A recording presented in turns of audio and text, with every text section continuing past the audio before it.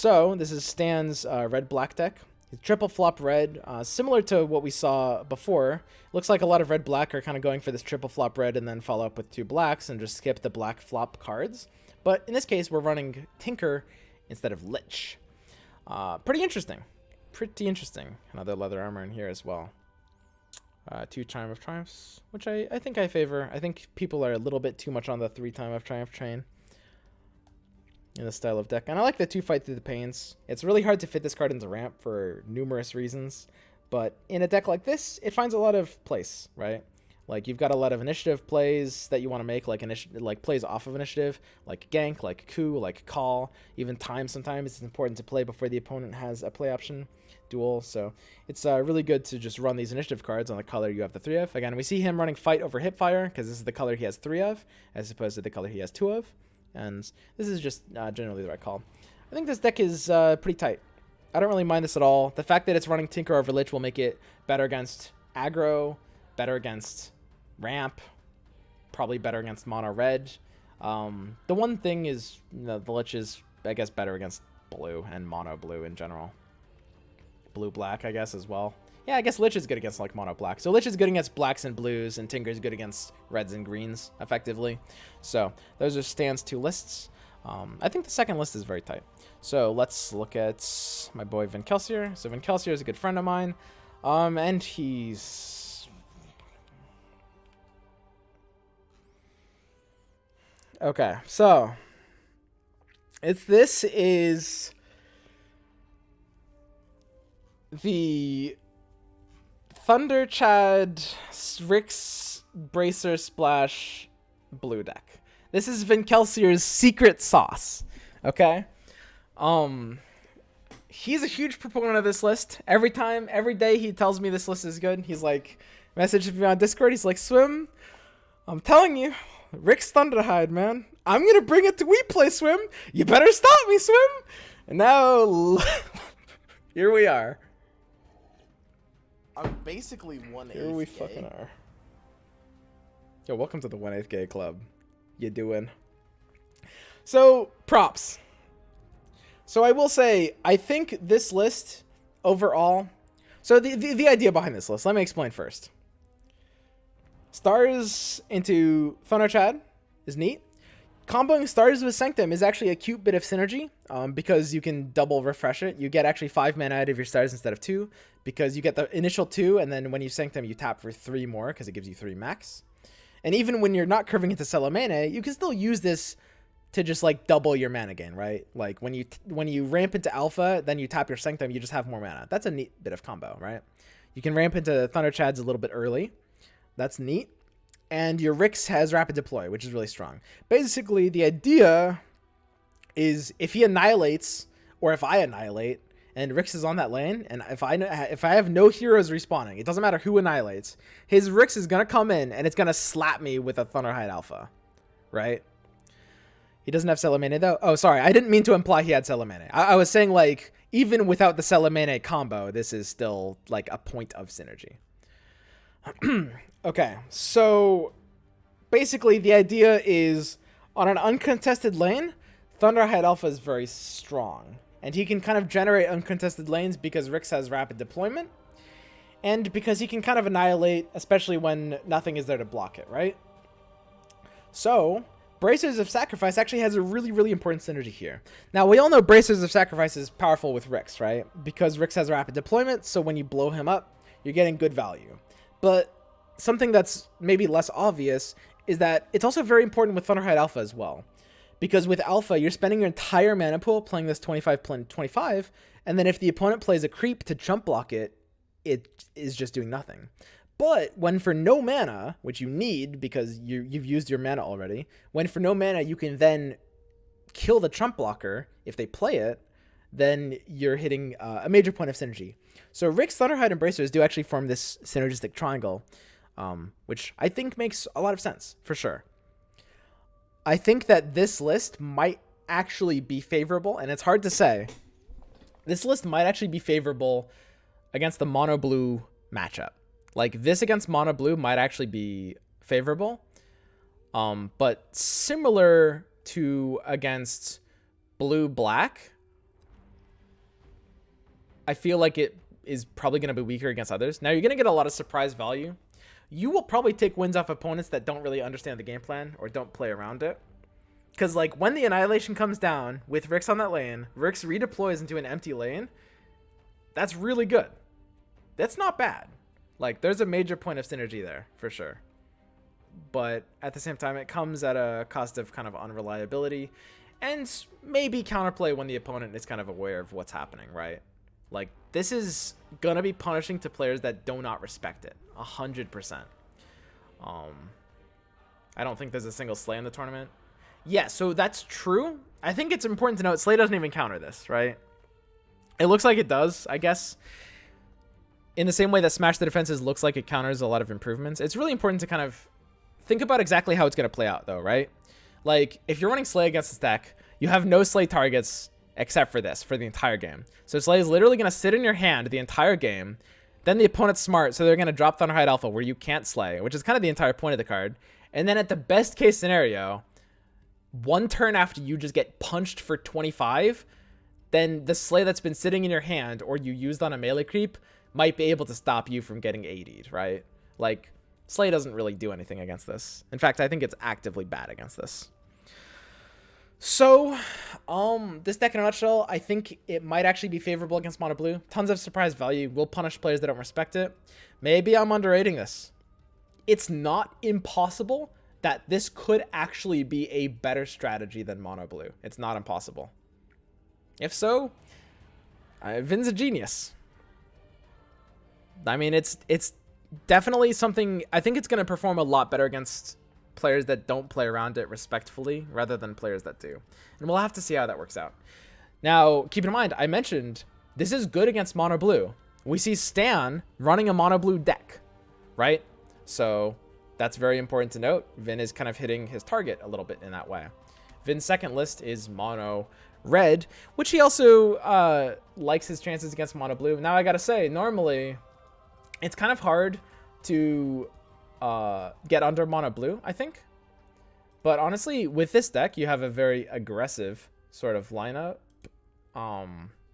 And you have Stan with the Triple Bolt Salamene deck. No deep portals, which is really going to slow him down. I could actually see this deck having a favorable time against Stan's deck. This is a very aggressive. This is Vin Kelsier's like Rising Anger, like aggressive Centaur, just like punch tower list. Uses enough magic to force people out. You're not playing for the late game quite as much. Like, you're still running times. It's not like you'll usually be able to win the game before the late game comes down, but the idea is get all the towers low and then just win with over the top with Time of Triumph. It's not playing for like Tidehunter or Beastmaster. I think this could actually be favorable against Stan's Mono Blue. And if so, Stan's Mono Blue might actually be the weak link, right? I mean, if you have a deck where the opponent has double favorable matchup, that's very bad for you. Stan's second deck. I spent so much time talking about the rest of these decks, I forgot what Stan's second deck is. Okay, Stan's second deck is, oh yeah, the red-black with Tinker. So, the Tinker is going to do a bit better against this. Red-black with Tinker is going to, I think, have a pretty decent time against both decks, honestly. I'm basically I think it's gay. It's going to be a bit of a skill matchup. It's very close. I think Stan's blue deck is going to be a bit of a weak spot for him. But, I mean, I do think that blue is, regardless, just one of the strongest. I mean, I still personally think it's the strongest deck in the game. Yo, welcome to the 1/8 Gay Club, Mr. Cheese. So, I would say just based on decks alone, Vin Kelsier is favored. Just based on the fact that both of his matchups against the mono blue might be good. Honestly, it's really close to even. It's really, really close to even. I don't know. I mean, Stan might be a better player. Like, Stan is a very, very good player, right? Like, I know when Vin Kelsier queued into him, he was not super happy. So, it's going to be very, very close here. But I do think that Vin Kelsier might have a slightly stronger lineup to lineup. It's like 51 to 49. It's like they're basically toe-to-toe. Honestly, I think it's going to come down to Stan playing around like the Thunderhide properly. Because Vin Kelsier's the Thunderhide Chad deck is actually, it's really, really scary if the opponent doesn't play around it properly. And it's a hard deck to play around too. Like it's not really that easy. You have to basically make sure you have a hero deploying every turn so that when they annihilate and when the Rix is redeploying, then that you have the ability to play for that lane. Because the thing about Rix is like he's so good at basically stealing a lane to himself, and Thunder Chad is a card that will win when you steal a lane to yourself, right? You annihilate, the Rix just drops because it always drops on the empty lane, and you have to basically have mobility and have respawn ability. You have to let your heroes die at smart times, for example. It's hard to play around Thunder Chad. I think that deck might get a lot of surprise value. Like even I'm thinking about it now. If I played against it tomorrow, would I know exactly how to play around it? You have to play a little bit differently than normal. And it's not like, it's not as easy to play around as just like always keeping it in mind, because you have to plan ahead with it in mind as well. So I don't know, we'll see how that does. I'm pretty actually excited to see this match play out. It's Group D, so it's going to be the same day as when I'm playing, which is Wednesday. Anyway, let's go on to the next one. We've spent a ton of time actually talking about this series. So next up we have Baze versus Maggo. So I don't know Baze. Maggo is old card game veteran. He was like one of the best players in Gwent. He's bringing some questionable decks. So right off the bat with Baze, we got the Payday deck. Same one that Mogwai and who else? Someone else brought the Payday deck. Is that Miranda? It's the same one though. It's like maybe not same card for card, but you've got Payday with 3 black Lich on the back end. 1 Horn, 2 Vesters, and no Axe. It actually does look like the same deck. Did they prep together? Usually, you know, it's very common in tournaments for like prep groups to form and some people to bring the same exact deck.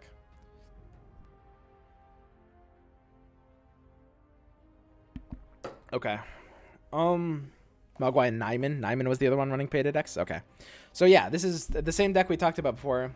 You guys know this deck. So then let's go ahead and check out the other deck out of Baze. So this is mono red. We got Centaur and Tidehunter, an interesting combination. No Rising Anger. Centaur and Tidehunter is kind of interesting. They don't really work that well together, I feel. Like Tidehunter is usually better when paired with more initiative cards, and Centaur is usually paired like with a more aggressive style hero, I feel. So a bit of an interesting combo there. No Rising Anger, which is pretty typical. I think with Rising Anger, you definitely got to be running Timbersaw. 2 spot weaknesses, so I mean, how can I complain? And as I mentioned, I think this is like a bit heavy. I'm still not a huge fan of the third Time of Triumph. I do like it as a 2 of, especially with all this draw power. You got triple smash and 2 spot weaknesses. As I mentioned, I don't really like 3 smash. I could see it as a 1 over a 2 of. Because it often sits in your hand for a few turns before you're able to use it for value, even with mono red. So that's the lineup by Baze. Now let's go ahead and check out Maggo's decks. Prepare your fail fishes. So, first up, listen, I have a ton of respect for Maggo. You guys are going to hear that a lot from me today. Listen. Maggo is a really, really good player.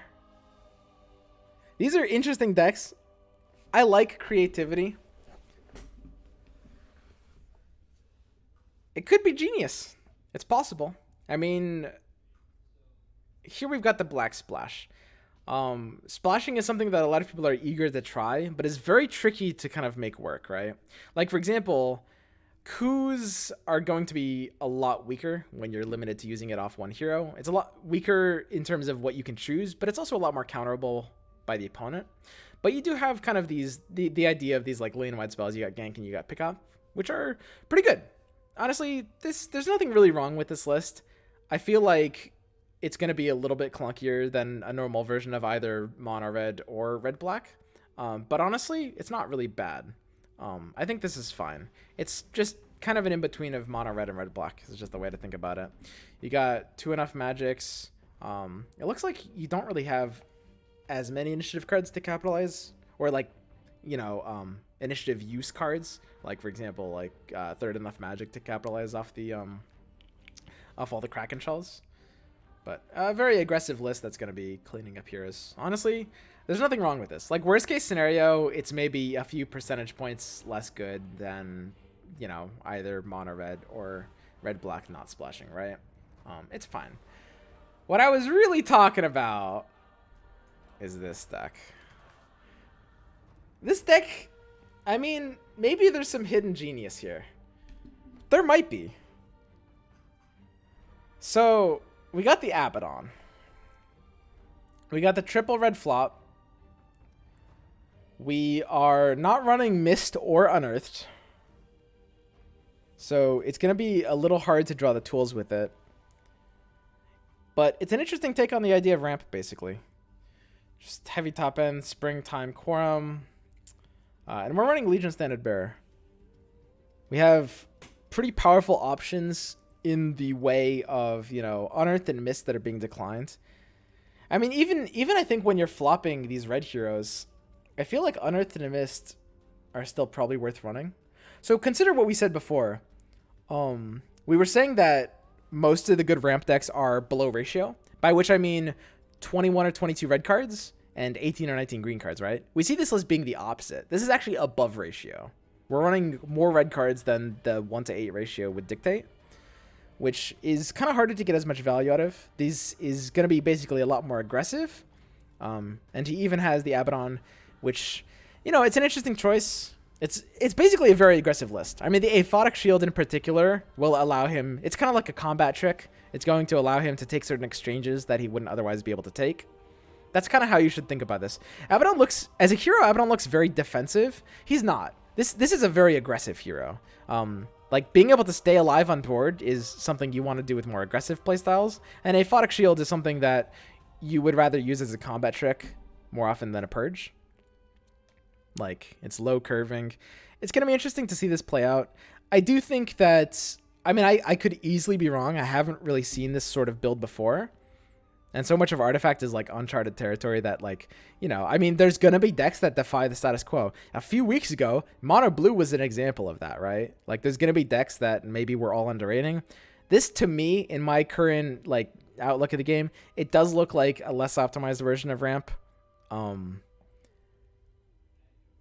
Like, even when you have to play Mist and Unearthed on turn 2, like, even if you don't want to flop green heroes, I think those cards are probably still worth adding to the deck. It's interesting. Some people are saying you can use Aphotic Shield against the opponent's Time of Triumph. That's true. It usually doesn't work. Pretty much, I mean, it can happen sometimes, but it's not really usually going to do as much. Like, when the opponent's playing Time of Triumph, usually, they will be playing it on 2 or 3 heroes. Sometimes you can purge it off on 1 hero, but A, that's not really that effective, and B, you don't want to save your Aphotic Shield for that late into the game if you draw it early, so this is something you have to do only if you draw it late. And C, and this is the most important one, usually when they're playing Time, you're also just like playing a heavy drop, and you don't really have the mana for Shield. Sometimes you do, but ultimately I think it's going to be fairly rare that this will come down and purge an opponent's Time of Triumph for huge value. Even when it works, it only purges it off of 1, so it's okay. We'll have to see how this works out. It's definitely interesting. Again, I mean, we can talk about lineups all day. I think at the end of the day, player skill is going to matter. Like, I can say I think that, Baze has a better lineup against Maggo's, but at the end of the day, whoever plays better is usually going to win regardless of lineup. I'm just here to say, like, who's like 50 or 55, 60% favored based on just the matchups going into it. And I got to say, it's not necessarily that easy, because Baze has the Lich Payday deck, despite Maggo having what I would consider to be fairly suboptimal versions of both lists. Lich Payday has a nightmare matchup into both of these lists still, right? Baze's second deck is, of course, the Mono Red deck, which also kind of doesn't have a good matchup into Ramp, right? So I will say this might surprise a lot of you guys, because we just, like, I mean, we spent like 5 minutes kind of sort of calling this deck bad. I hope it's good. I hope I'm wrong. I really do. That would excite me. Despite all that, I think Maggo's favored. I think that matchup to matchup, Like, Maggo's combination of ramp and red splash black is going to do wonders against Baze's payday list, unless Baze draws the nuts on the payday. That's going to be a hard list to take a win with. And Baze's mono red, unfavorable versus ramp, maybe a wash at best. It's probably slightly favorable against Maggo's red black. The PA is not going to find great value there, but it's pretty much a wash in that matchup. So still going to give it to Maggo, because ultimately archetypes are going to matter more than like minor card choices. Okay, so sorry, we're taking a long time with these, but that's just because we're seeing some interesting stuff. So that's going to be it coming from Group D. Next up, Group E, Hyped versus Shauna. Hyped has opened with his mono blue. He's down to 42. He's still flopping Kana, which, you know, listen, I'm okay with that. That's fine. It's a meta call. 1 Diabolic, 2... He cut down to 2 Sanctums. I think I'm pretty firm personally on Sanctum as a 3-of. I think Sanctum is very, very important for how the list wants to operate, and like how you really just want to kind of abuse chaining your cards together. But apart from that, it's pretty clean. Like, there's nothing really super wrong with this list. Okay. Next up, we got Hype's second list. Here we go. Red green ramp, 3 red, 2 green. Flop Legion. We actually have not seen the flop Axe yet. I think there's some people that are flopping Axe. Maggo, by the way, was actually the one who turned me on to flop Axe. Maggo said, "Swim SMH, why are you flopping Legion?" And I was like, "You're right, why am I flopping Legion? I'll flop Axe instead." Okay, so red green ramp. Let's check it out. This is, of course, Hype's second list, and as mentioned before, it's running 3 enough magics. 2 Quorums. You guys have seen it. You're going to see it more. 21 different copies of Red Green Ramp are bought to this tournament. I hope you're prepared to see it all over again. Honestly, I mean, at least Maggo's list was a little bit different. And here we have the very interesting deck by Shauna. So, did Shauna prepare with Maggo? No pickoffs in this one. This is actually interesting. So, this is a similar deck to Maggo's, the PA Splash. As mentioned, it's not bad. I kind of don't really think it does enough to be meriting the splash. And especially because you're below ratio, right? I mean, you're running 6 black cards. So it's going to be a little bit clunky, these tools. I think that you're probably better off just running mono red. So I'll call this a slightly worse version of mono red. But honestly, the PA does give you some options in, for example, the mono blue matchup. That might make it a little bit more favorable. This is very, very comparable to mono red. Like, it's better in some ways, it's worse in others. I do suspect it's a little bit worse, but honestly, the fact that you're below ratio means it's less punishable, right? There's an argument to be made that Splash should kind of always be below ratio, which is basically, you know, I mean, the ratio is 1 to 8, right? Because you have 5 and 40, so it's 1 to 8, so the rule says you should run 8 black cards, right? But if you're splashing, you're kind of vulnerable to that hero dying and being locked out completely, which means maybe the 1 to 8 ratio, you should actually be always under ratio when you're splashing. Could make some sense. We'll have to see kind of how that works. Of course, with something like Vin Kelsier's Rick's Splash, you saw he was running 9 green cards, but since Rick's has rapid deployment, it's kind of more okay, right? With heroes that are tankier or heroes that have gimmicks that come back like that, you're going to have a better time. So let's go ahead and check out the other list by Shauna. So this is another ramp list. Woo! 3 spots. Dude, so many people are running spots now. I'm so glad I could deliver these people from their smash their defensive ways. Spot Weakness is just the superior draw tool. That's such a good card. Okay. So, it's interesting. Hyped versus Shauna. They're both bringing ramp. Hyped is bringing mono blue. Shauna's bringing red splash black. It's actually, I mean, I think mono blue is a higher power deck in general, but this is a hard matchup. Like, ramp can do well against mono blue, especially a more aggressive tuned version. Now, this list is not as aggressive, right? We're running a lot of just cycle cards. We're running Fight Through the Pain. And we're running even, like, 3 Unearthed and 3 Mist. Mist can be somewhat aggressive, but Unearth definitely isn't. So I think all things considered, Mono Blue could be favorable versus this, but it's pretty close to 50-50. Honestly, this is a very, very 50-50 bracket, Hyped versus Shauna. I don't know if I can really give this one either way. If I'm thinking about it a bit more, Hyped has Ramp, and Mono Red doesn't do that well against that. I would say Hyped is probably a bit favored. Okay, next up, DPM Licious versus Barry. DPM Licious is in chat right now. So we can, oh no, spot their weakness. Womp womp.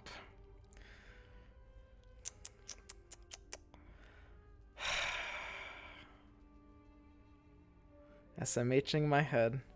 Okay, again, I mean, I don't need to talk about ramps. We've talked about ramps so much. So much. Okay. I knew you'd bring it, but all players hated it except you. Dude, Spot Their Weakness has been in like every other ramp deck in this tournament. I've brought people the light. Do you know how many people are running Spot Weakness now? Like, it's happening. This is the time of the Spot Weakness, DPM. Okay, so DPM's black-red list. So this is the Tinker kind of aggro style, Sorla drop 40 cards. It's kind of like the Hoy style list. I do like the 42 card version a little bit better. But overall, pretty neat list. So we got Ramp and we got aggro. Against Barry, he's running Ramp. Darkseer. We're doing it, guys. It's happening. Darkseer and Beastmaster. With a Fight Through the Pain. 2 smashes. Okay.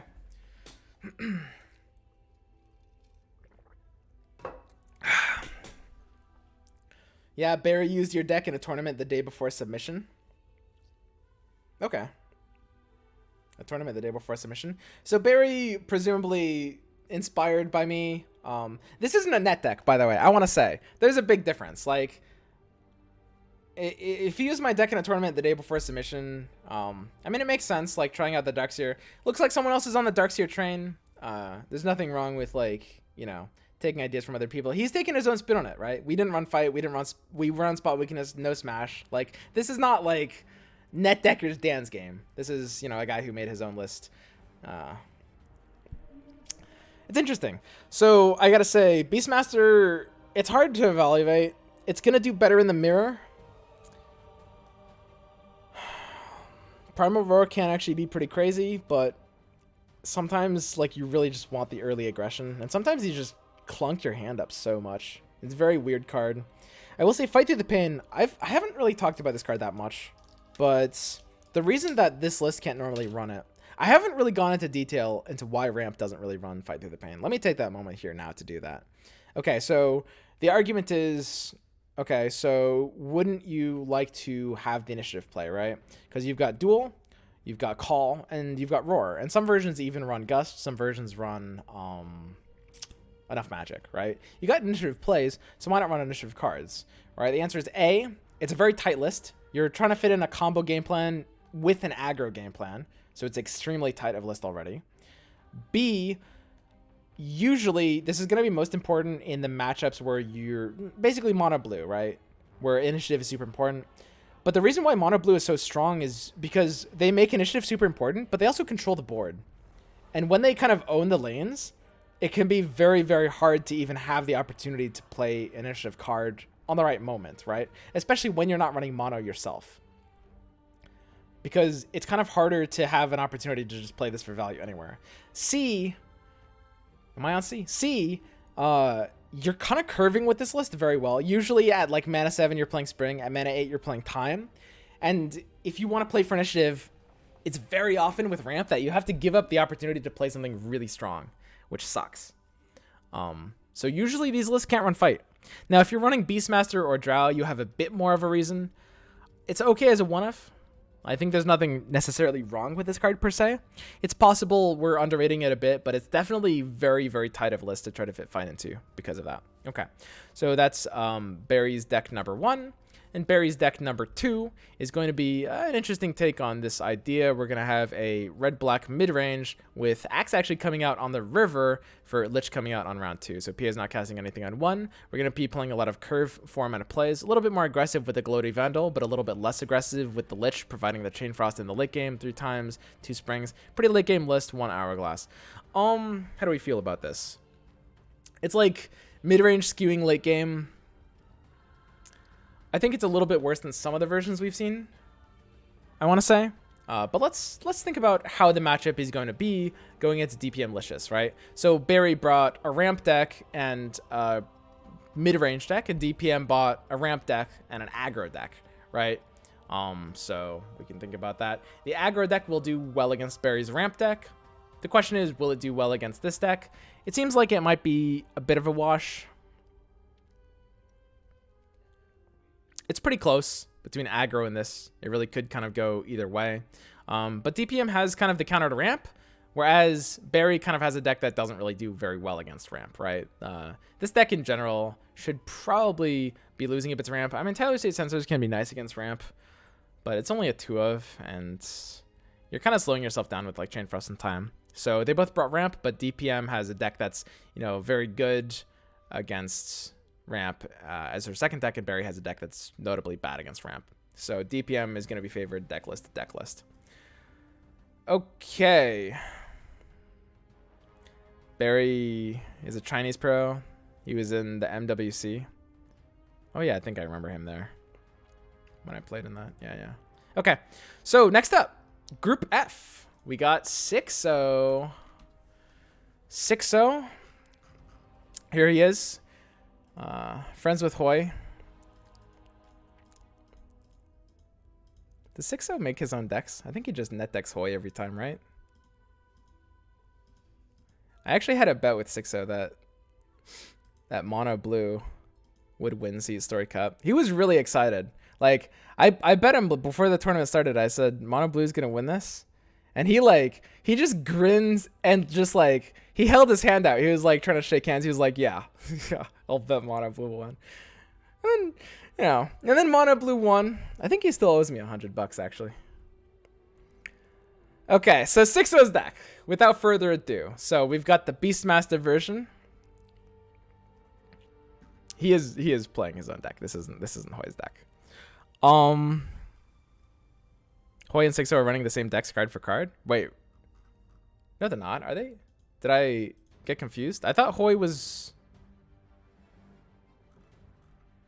Oh, are they? Yeah, 6-0 just brings Hoy's decks every time. Even, like, in the tournaments, Hoy doesn't play on 6-0, just like... I mean, I don't blame him. They're on the same team. Hoy's a very good deck builder. That's kind of how it works. Like, in card games... They're teammates, they prep together. We're not I'm saying it like this like it's funny, but it's not like a bad thing. Okay, so it looks like they are bringing the same decks. I got turned around a little bit.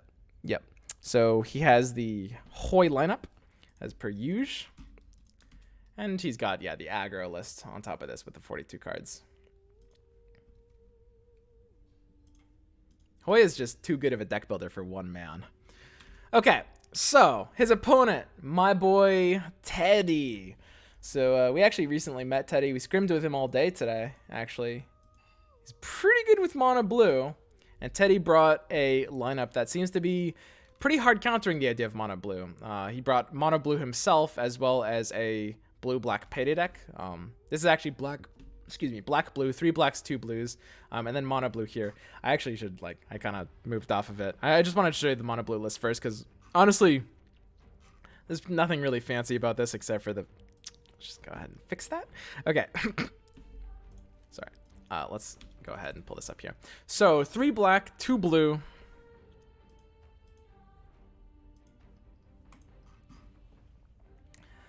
I think I like the 3 blue, 2 black version better. Personally, as I mentioned before, in any deck running blue as one of the 2 colors, I like 3 blue and 2 of the other one. We're running, pretty standard list otherwise for what this wants to do. It's obviously like Payday, Iron Fog, and 1 for me with 3 Vestures and 3 Horns. I kind of like the item deck. It's more aggressive. It's a pretty decent deck against mono blue. It's going to have, I think, a pretty hard time against 6-0's deck. 6-0's got Ramp, which is... Moist. So, you know, let's do a bit of a You should put up the table here warm-up real mono quick. blue game you played the other day when you won, when the guy was being showcased as many things with mono blue and I him out. I might take you up on that, man, actually. Okay, so this list against Ramp, well, Ramp is going to be favored. I think Ramp is going to be quite favored, I would say. This list against Aggro, it's a tough one. I want to say Aggro might be favored. It's a little weird. This list is... It really depends on draws at that point. Let's call it 50-50. At any cost is like... It's such a shutdown, but you also only have 2 of these and only 2 blue heroes. So it's kind of harder to get for value. But let's call that 50-50. Then we've got the blue deck where Aggro is probably unfavored. And I also think Ramp is pretty close to 50-50. So... Honestly, it's kind of a wash, right? I think I would say that because Conquest is about the weakest link, I think that this deck might end up being a really weak link for Teddy. It's going to have a near impossible time against Ramp. And it's going to have, I think, a harder time against Aggro. I mean, it needs to be able to win that Aggro matchup. So it's pretty close. I think 6-0 from a lineup perspective might be a little favored. I mean, Teddy is the one bringing mono blue, and I do still think mono blue, personally, this is my personal opinion. So I want to mention, like, in this review, you'll notice me like saying like how I would build these decks. I want to clarify, like, I don't think I'm better than other people. This is opinion. In my personal opinion, I think mono blue is the best deck in the game. Stats would disagree with me, and apparently the fact that only 9 people brought it means most players would disagree with me. So I objectively, probably, I'm wrong, right? But I think that people are maybe still kind of not at the point of playing it well enough. And I know that because I'm not at the point of playing it well enough. That deck is like very, very hard to play. Okay, so I do think that despite having mono blue, that this deck, again, here's kind of what I'm thinking. Just in terms of how hard it is for these decks to be able to get a win, I think that, and this is kind of what I'm talking about Conquest being a weakest link format. And I really want to, you know, I might sound like a broken record, but I want to drive this point home. It's very important to understand that when you're dealing with a deck that has, you know, kind of the worst deck. Here, let me do a good old school paint visualization for you guys, right? So we have Teddy's deck over here. Teddy, okay, so best to worst. Best to worst, we have Teddy's black blue, and I'm not talking about a linear power level, right? I'm talking about the general idea of like how these decks are going to be able to find a win in their respective areas, right? If that makes sense. So we have like black blue for Teddy. This is like the worst one, and then we have probably the black red deck for 6-0. Then the black-green deck for 6-0, and then the mono-blue deck for Teddy, right? So this arrow represents how easy it is going to be for these to find a win, basically. So we see here that Teddy has the worst deck and the best deck, and 6-0 has like the 2 mid-link decks. So what I mean by this is I think Teddy's a bit unfavored because he has the weak link, right? It's like, I think Teddy has the strongest deck and the weakest deck of all 4. And I'm not... This is not a linear power scale. When I say strongest and weakest, I mean easiest time winning in that against the opponent's 2 decks versus hardest time winning. And I think that because Conquest is a format that makes this unfavorable, when you have this format, the person in the 2 middle slots is favorable in Conquest. Okay, so we're gonna go ahead and move right along. Bum, bum, bum, bum, bum. Okay, so next up, Lumi versus Stormlike. Lumi's bringing combo. God. Okay, so Salamanic combo. A deck I think was probably overrated even before it got nerfed. However, it does still have some good matchups. It's still a deck that I think, for the most part, it's a worse version of Mono Blue against most decks in the meta. Against Ramp, Red-Green Ramp, it might be better. Against something like... I don't think it's better against Red... I don't think it's better against Payday. In fact, it's probably more disruptible against like a Black-Blue Vesture Payday. Maybe it could be better in the Ramp matchup. That could be like the one matchup where it's better again. Against... It's pretty unfavorable in the Mono Blue Mirror, though. So, we see, of course, you know, Drow getting nerfed hurt this deck. But also, I think that... And so, a bit of almost inside information.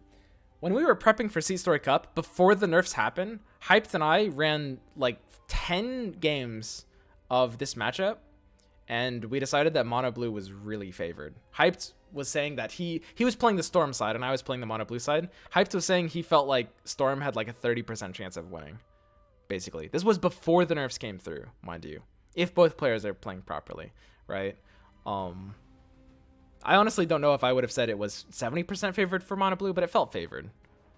And I think that, in all honesty, this deck being popular before the nerfs was probably just due to people like not like Mono Blue just being less widespread. A lot of people, myself included, being kind of dismissive of Mono Blue. But the more I thought about it, the more Mono Blue just ended up making more sense. So the Salamanic combo, the first deck brought by Lumi. I think it's a little out of date, personally. Then we've got the triple red Sorla. So Sorla deck that makes it aggressive, but it's 3 red that makes it like a little bit more mid-rangey. We got the enough magic to kind of punch through. It's interesting. It's kind of a build that fights for both ends. The Sorla alone will possibly make it a little more favorable against something like Ramp. Like Assault Ladders is pretty scary against Ramp, but at the same time, they don't have like super race potential. Triple Tyler, State Sensor as well. So this kind of helps even the tables against Ramp. Maybe this is closer to a 50-50 matchup, because usually a lot of versions of Black-Red that aren't full aggro are bad against Ramp, but aggro is good against Ramp. This is somewhere in between, so it's maybe kind of, you know, balancing the tables in that. And his opponent's Storm-like, so right off the bat, interesting lineup. We have the triple red flop, double black, which has kind of become a lot more popular. We got Tinker and Lich, no PA, which is interesting because PA has been kind of touted as auto-include for a while. We got 3 Trebuchets, 2 Lodestone Demolitions. The fuck?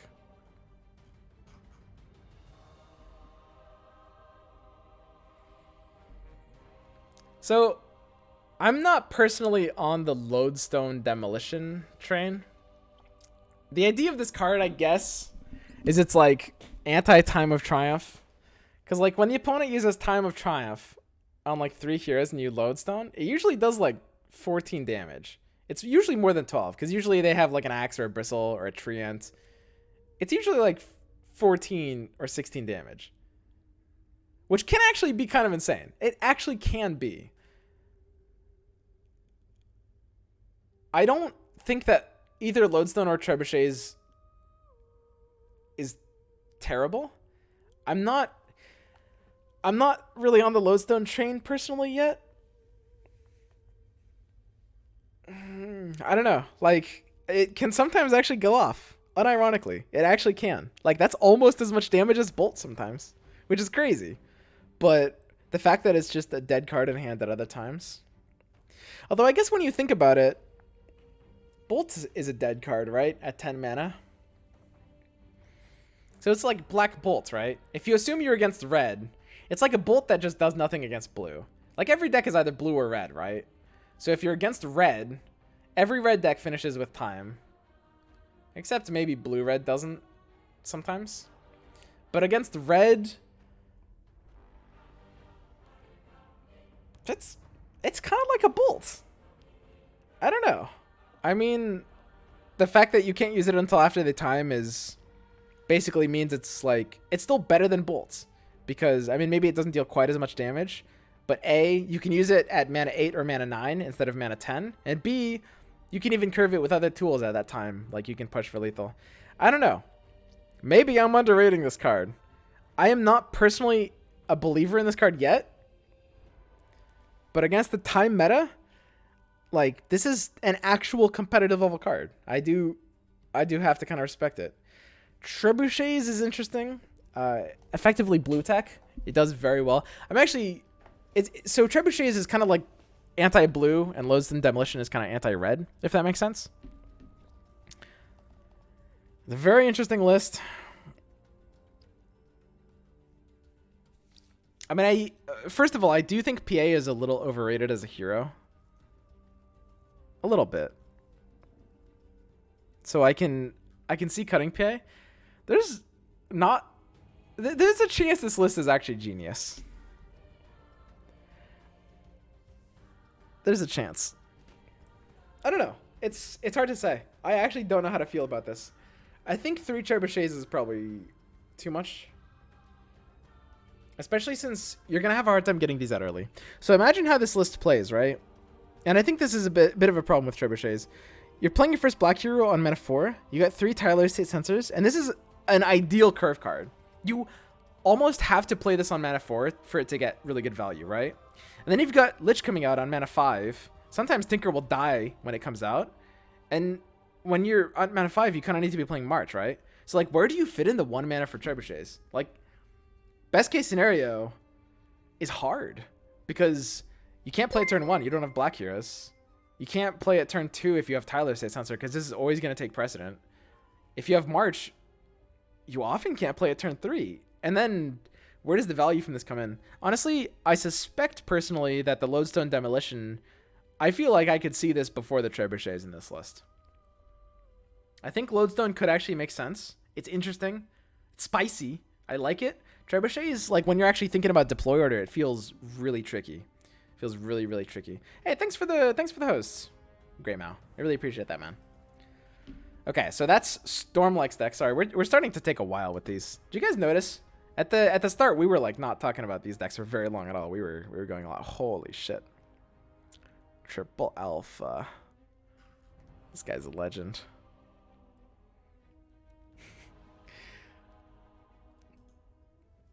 Triple Alpha.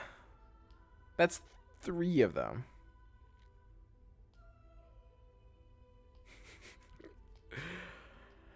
I don't think I like this as much. Honestly, I could kind of see it in Vin Kelsier's. I think that there's a big difference between these lists. One of them is that Quorum makes a lot more sense in this list, so you're kind of giving up Quorum, whereas Quorum isn't really as much of a value tool in the idea of like a blue-green one. Whereas in this list, you're giving up Quorum, and you don't also have the bracers to kind of clear the way for the chump. So I think that this is just too chumpable, honestly. I could actually see experimentation of Thunderhide Alpha in this deck. I would be okay with that. But I don't think it would be a 3 of. Like, you still want 8 mana green plays to like curve out a Quorum early, I think, sometimes. So I'm not really a fan of this top end. And I don't really like Mercenary Exiles here either. And he's running Mercenary Exiles over Bronze Legionnaire.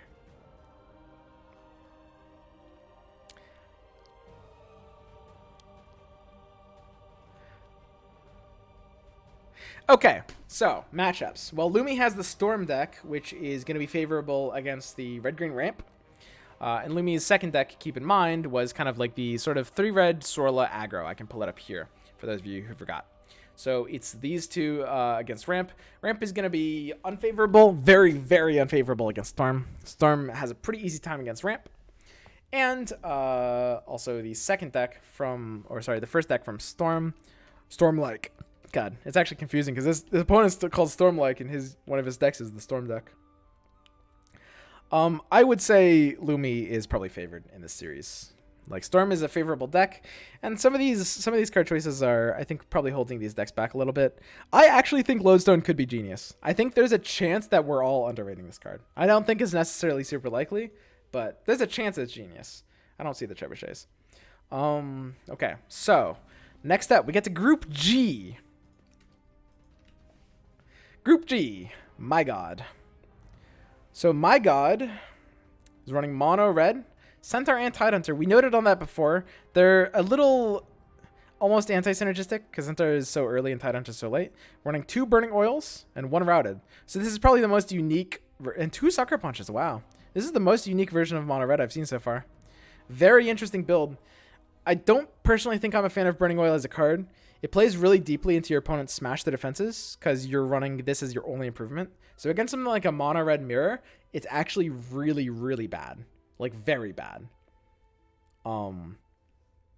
Against pretty much anything except for mono blue, I think you're going to be hitting negative value with it.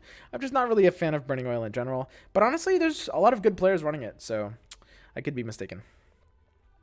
We have Sucker Punch. Have not seen this before. I mean, if you're going to run it in a deck, it's got to be mono red, I think. I think it's kind of a worse version of Enough Magic, but we're already running 3 Enough Magics. I could see it. Then we're running the Routed as well. I think that I'm not a huge fan of this version of mono red, I would say. I think this is probably a little bit below average compared to some of the lists we've seen before. I'm just not like super big right now on Burning Oil or Sucker Punch. I want to reiterate because it's important. Like, I could be wrong about this. In the last WePlay tournament, I actually, like, just during the course of the tournament, I changed my mind about like 2 or 3 cards. It's a long tournament. These are like 8-day tournaments, but I don't know. I could easily have my mind change about one of these cards throughout the course of the tournament. But right now, I'm not necessarily feeling this deck. And then we've got My God's second deck. We've got a ramp to fight through the pain. My God loves his initiative cards. And he's running a Routed as well, which is very interesting. Routed and ramp. That's going to have a hard time finding value, I think, personally. He's running 1 Enough Magic. Okay. And his opponent is Mookie Baby. So here is a Storm list with 1 Glyph of Confusion. Pretty standard stuff outside of that. 2 Unearthed Secrets. And Mookie Baby's second list is going to be, hey, look at this. It's green-red ramp. Wow. It's ramp with a twist. 3 green heroes, 2 red heroes. So we experimented this on the last day. We kind of decided 3 red was probably better.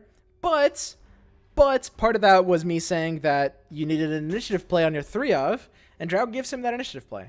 So honestly, this is maybe okay. Pretty comparable to ramp. I would say 3 red, I think... Whoa, there's no axe. Whoa, Bristleback instead of axe?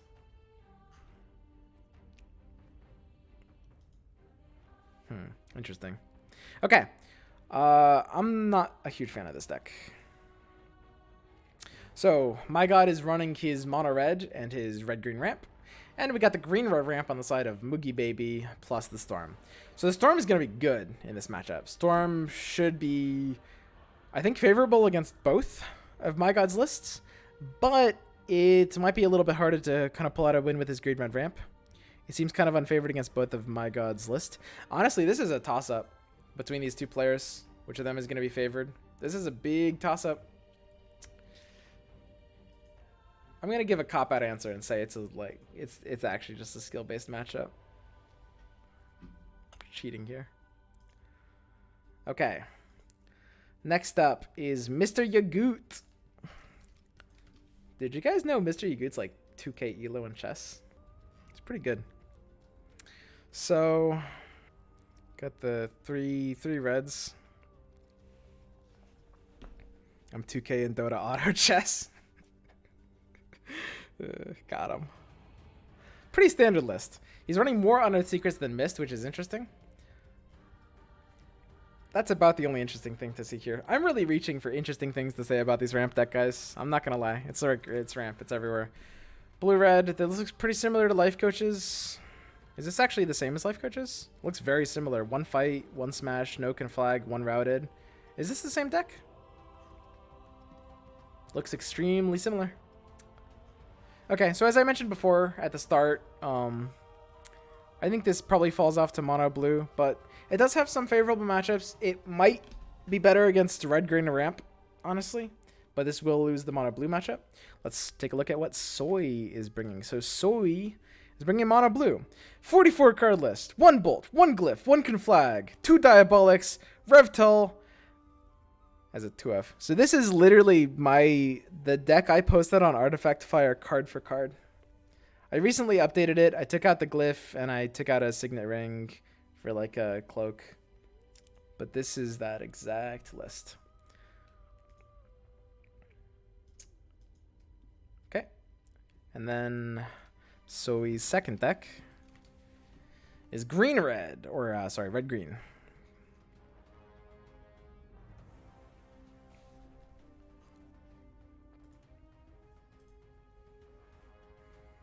Pretty standard, pretty aggressive. 3 Mist, no Unearthed, 2 Legion Standard Bearer means it's a very aggressive version of the list, which I actually kind of favor. I think this is pretty good. 2 Blinks is... Dude, I have no idea why so many people are going down to 2 Blinks. Like, Ramp is a deck that would run like 5 Blinks if it could. Maybe 4. But, I mean, 2 is... I mean, I'm running Darkseer because I want more Blinks. Blink is good. Okay, so... That's what we got. Suey has a... mono blue and a red-green ramp. Mr. Yagoot has the blue-red. So the blue-red should be favorable against red-green ramp, but unfavorable against mono blue, in theory.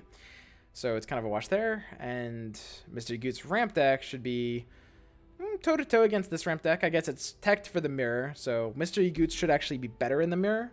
It should actually be favorably better, like high 50% in the mirror, because you've got in Mr. Yagoot's side, we can actually talk about this.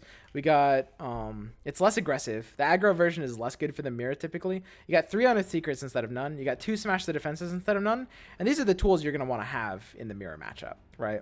So Mr. Yagoot's is actually quite a bit better for the mirror, and also something third blink.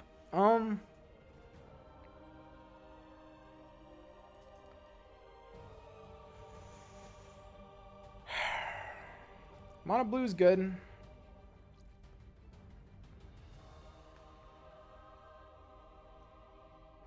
It comes down to the matchup order, honestly. Because mono blue is favorable against red blue by quite a bit, I think. But red blue is favorable against ramp. Ramp against ramp. I think Mr. Yagoot is probably favored just by nature of the fact that like the ramp is teched better for the mirror. And the aggro version of ramp on Suey's end is not really going to be super good against Mr. Yagoot's lineups. It's not really good against ramp, and it's not really good against the red-blue. In fact, it's probably pretty bad against the red-blue. So Mr. Yagoot's probably going to be favored for that series. Super JJ. Did he prep with Yagoot? Did I just like... Wait, is this the same deck? Wait a second. Should I overlap myself? Is there one change? Is this the same deck? I think this is the same deck.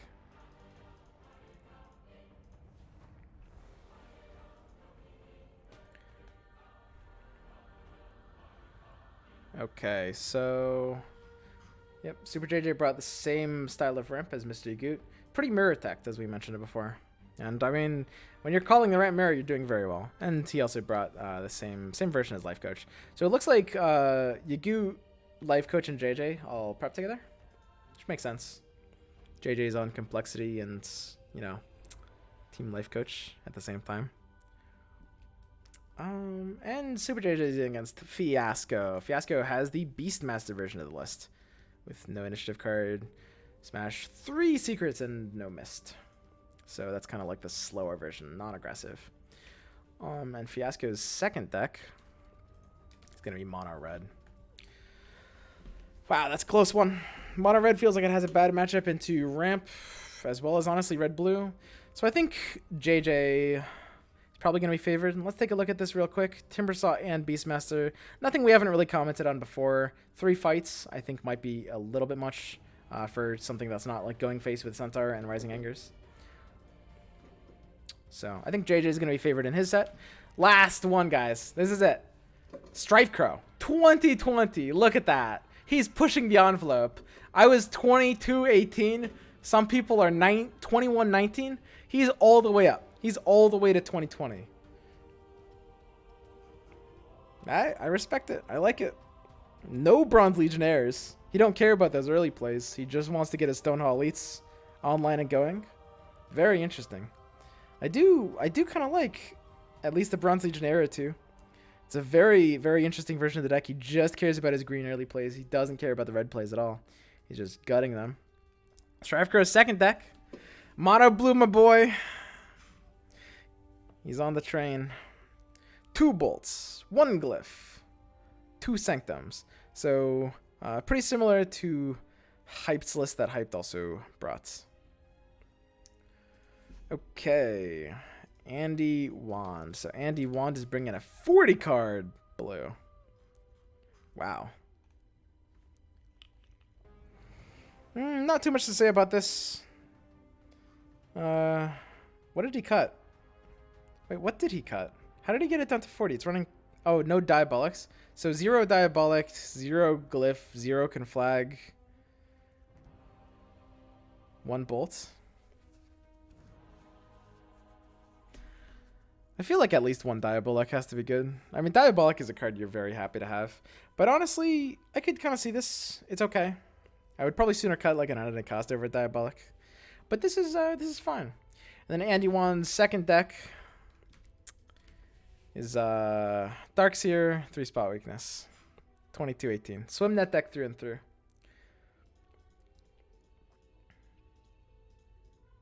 For those of you guys who don't know the Gwent background, Andy Wand is one of the most notorious swim net deckers. Dude, he won a lot of money at Challenger 4. Okay, so to be clear, I say this like jokingly because I think it's funny. I prepped with Andy and DeMorcus for a little bit at Challenger 4. When they brought like the Alchemist Warcryer deck. I was like, you guys, you should bring this deck. And they were like, well, I'll try it out. And then I did a couple tweaks. They did a couple tweaks, and then it wasn't like a straight like mine now kind of thing. So this is another swim net deck. I don't even know if this is good, honestly. So he put in, compared to me, he put in 1 more mist. I'm running 2 mist and 1 unearthed, and I think I cut 1 of the Spring the Traps for something. I don't even remember what. Right, what is this missing? But it's like 2 cards off. This is, I think, a pretty good deck. I don't know. It's hard to evaluate. Darkseer is like, he feels like he wins you the game sometimes, but he does make the deck less aggressive. So it's going to be probably less good against blue, but better against the mirror. The idea of kind of Darkseer. And if the mirror draws nuts to nuts in the mirror match on ramp, Darkseer makes the difference and you will win because of it. Legionnaire 2, not 3. Yeah, I think I pushed Legionnaire to a 3. That's right. Okay, so that's going to be the full list count for the tournament. So the final matchup, Andy Wand mono blue and ramp versus StrifeCrow mono blue and ramp. Wow, very very interesting matchups, guys. I mean, what can I say? I mean, they both have pretty much equal versions of mono blue. Andy has the Darkseer, which is better in the mirror, but worse in the mono blue matchup. StrifeCrow has the more conservative version. Honestly, this is a complete wash. Like, this is a 50-50 through and through. I can't even comment on this one, guys. There's no edge to take. Like, it's just outplay plus, a little bit of RNG with like who queues into what with what. It can matter quite a bit. So that's it. We've done it all. We've fully, entirely gone through every single deck list for the entire tournament, every single group stage. We've commented on like what we think is good, what we think is bad, what we think, like, I mean, again, I'm gonna say it again, this is all just kind of my opinion, and my opinion's, it's kind of always changing too. So we'll see how it works out. I'm definitely gonna be wrong about some things, because like, when you like look at all these decks and like I make a comment on every single one, there's always going to be a few things that I'm wrong about. I'm really interested in finding out what those are, right? That's kind of the most important thing. Like, I hope Lodestone Demolition is secretly good. Maybe Maybe Stan's triple bolt deck will surprise me. We'll see. We'll see. That's the most exciting thing about evaluations. It's always like, just which few things are you going to be wrong about? Okay. Hype said you'll be sad if you draw Ion Shell. Well, you just don't draw it. You just don't draw it and it works out every time. Okay. Alright guys, that's going to be it for me. I will catch you guys on the flip. Make sure to tune in to the WePlay esports tournament. And if you're watching this on Twitch or YouTube, I'm actually going to have a viewing party. I don't know when I'll do this. The WePlay tournaments are like 8 days long. I'm going to take some days off of the stream. I'm going to sit on my Discord. If you want to join my Discord server or join my viewing party, you can be sure to check it out. If you're watching on YouTube, I'm going to have links to all the decks in the description, as well as a link to my personal Discord if you want to join me and a bunch of other no-lifes as we are watching the WePlay tournaments together. Of course, I won't be able to watch my own series, naturally. So, catch you guys later.